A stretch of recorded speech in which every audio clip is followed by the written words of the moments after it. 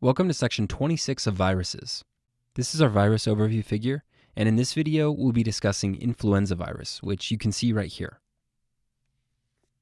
This scene will take place near a small neighborhood concert with some people playing the flute. The flute sounds like influenza, so it will be our symbol for this virus. Influenza is a member of the orthomyxovirus family. So to help you remember this, we've added an orthodontist business to the image. We can see the orthodontist working on a patient through the window. Orthodontist, orthomyxovirus.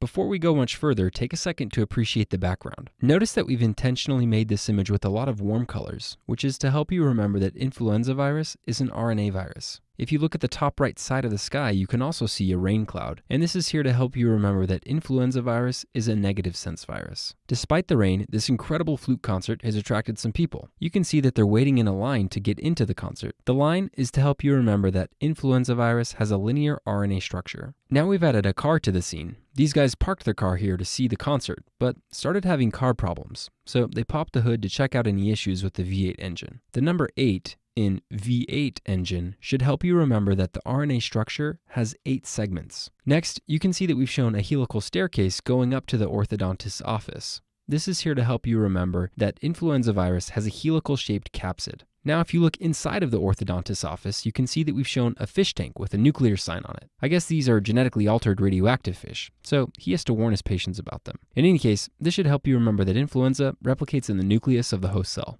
As he's working on one patient, he hears a knock on the entrance from a concerned mother. Let's zoom up so you can see this better. Notice that the mother is pounding on the door and saying, "He needs in." This is because the child just got his tooth knocked out, as you can see by the white tooth that he's holding in his hand. The phrase "he needs in" sounds like hemagglutinin, which should help you remember that influenza virus produces glycoproteins present on the surface of the virus and that they facilitate viral entry into the host cell. To help you remember that this glycoprotein is associated with viral entry into the host cell, we've shown the mother knocking on the entrance to the orthodontist's office. Now notice that the woman yelling is grabbing this door knocker, which is shaped kind of like an antibody. This represents the fact that antibodies can be formed against hemagglutinin. And since hemagglutinin is needed to enter the host cell, antibodies against it would confer immunity. Therefore, this idea is here to help you remember that the immune system can produce antibodies against hemagglutinin, which can provide future immunity to similar strains of influenza. Now you can see that we've shown a patient just leaving the exit of the orthodontist's office. If we zoom up, you can see that she's holding a pack of new erasers in her hand.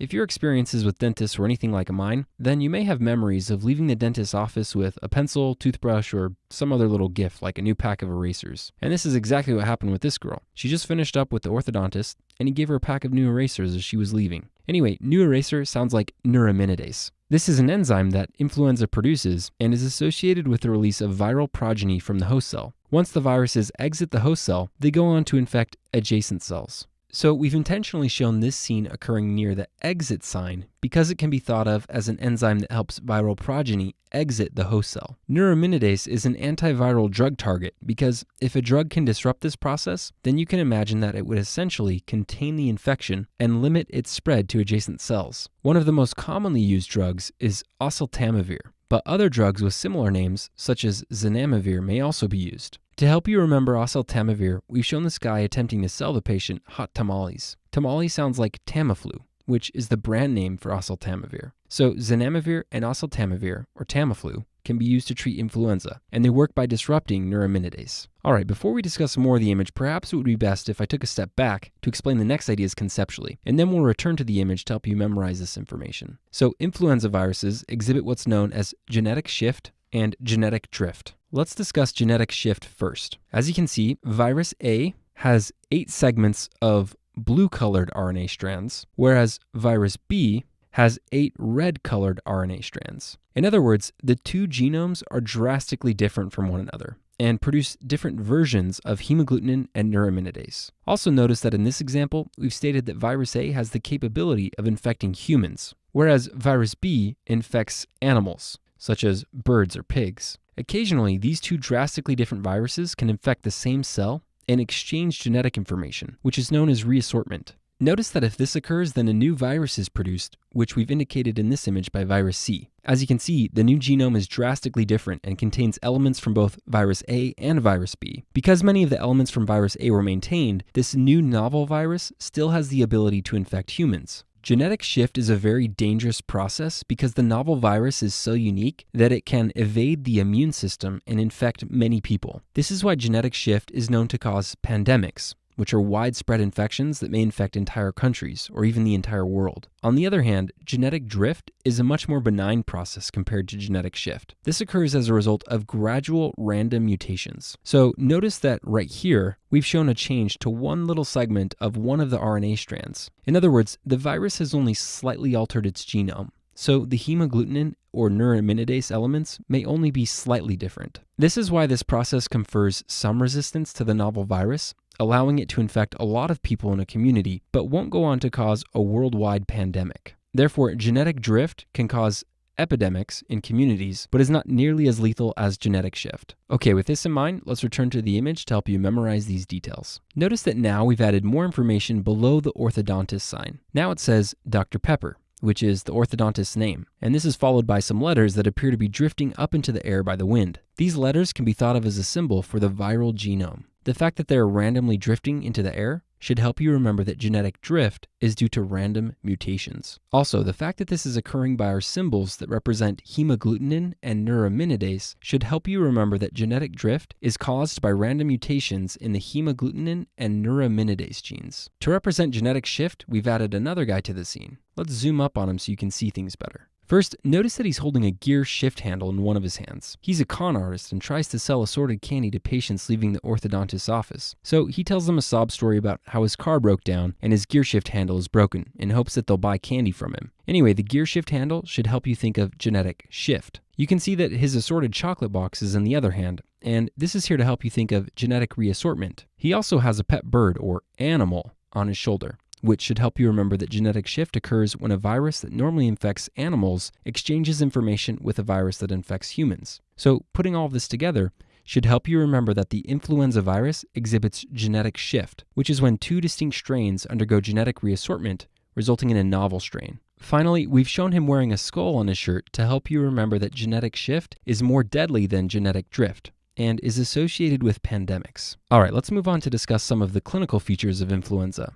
Notice that we've added some heat lamps out in front of the stage to help keep the fans warm in the rain. Just like in our other videos, this is here to help you remember that the influenza virus may cause a fever. Now we've added a fan crowd surfing, but his arm bumped into something and now you can see him holding it in pain. This is to help you remember that the influenza virus may cause myalgias. Another oblivious fan nearby drank soda that went down the wrong pipe, and now we can see him coughing it up.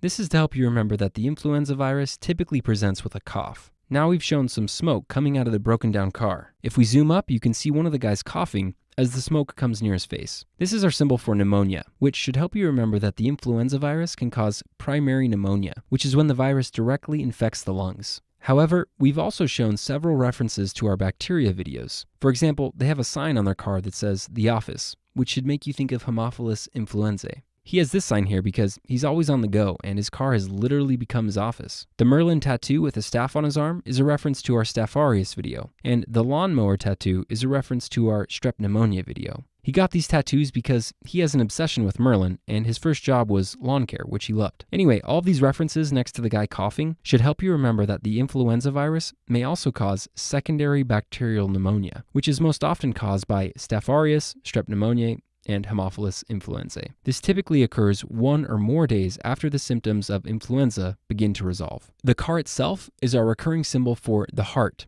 and should help you remember that the influenza virus can cause cardiac complications. These are somewhat nonspecific. For example, patients may present with transient EKG changes, an acute myocardial infarction, myocarditis, or pericarditis. However, rather than memorizing these specifics, just know that cardiac complications may occur. Finally, you may have noticed that these two guys are wearing hats. And we did this to help you remember that the influenza virus can cause neurological complications, such as aseptic meningitis. Okay, if we zoom back out, now you can see that we've shown a prominent ray piercing through the clouds and reflecting off of the window. The ray is here to help you remember that the influenza virus is associated with Ray syndrome. This is a childhood encephalopathy associated with hepatic dysfunction that occurs after giving the child aspirin during a viral infection. This is why aspirin is almost never given to children. All right, now let's discuss vaccination. If we zoom up on the orthodontist again, you can see that he's injecting some lidocaine into the patient's mouth. The syringe that he's using is our symbol for a vaccine,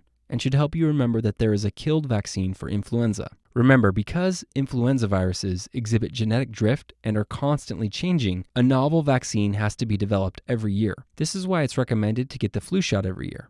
And this is the killed version of the vaccine. We've also shown another syringe-shaped sign on the right. If we zoom up, you can see that the sign says live show and has some flowers on it. One of the fans waiting in line seems to be enjoying the scent and is breathing it all in. Anyway, the live show sign is our symbol for live vaccines and should help you remember that there is also a live attenuated vaccine for influenza. The fact that this guy is smelling the flowers nearby should help you remember that the live vaccine can replicate in the nose. However, once it enters the lungs where the body temperature is higher, the virus is unable to replicate because it has a mutation causing it to be temperature sensitive. Okay, now that we've covered the image, let's review with a question. A 64-year-old male presents to the physician due to a fever, cough, and shortness of breath that began yesterday. He states that he also had similar symptoms a week ago. His symptoms began to improve up until yesterday when they suddenly became worse. His temperature is 38.9 degrees Celsius, or 102 degrees Fahrenheit. Pulmonary auscultation reveals crackles in the lower lobes bilaterally. A sputum culture will most likely grow an organism with which of the following features? A. Piocyanin production. B. Growth on charcoal yeast extract. D. Decreased muramic acid in the cell wall. Or D. Colonization of the nares. Hopefully from the question stem you notice that this patient had the flu followed by secondary bacterial pneumonia. His initial symptoms that began a week ago were improving up until yesterday when they suddenly became worse. Now he has a fever, cough, and shortness of breath along with crackles auscultated in the lower lobes of the lungs.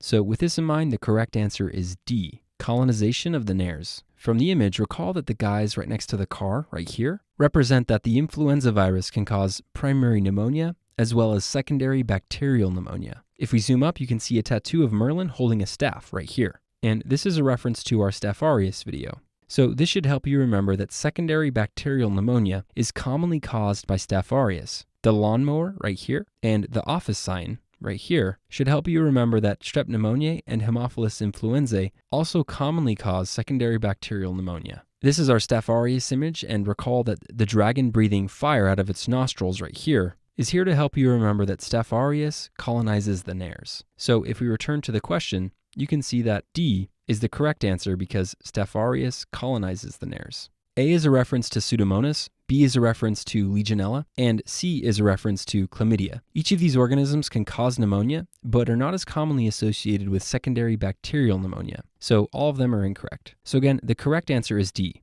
colonization of the nares. And this is caused by Staph aureus due to secondary bacterial pneumonia. And with that, we've covered everything you need to know about the influenza virus.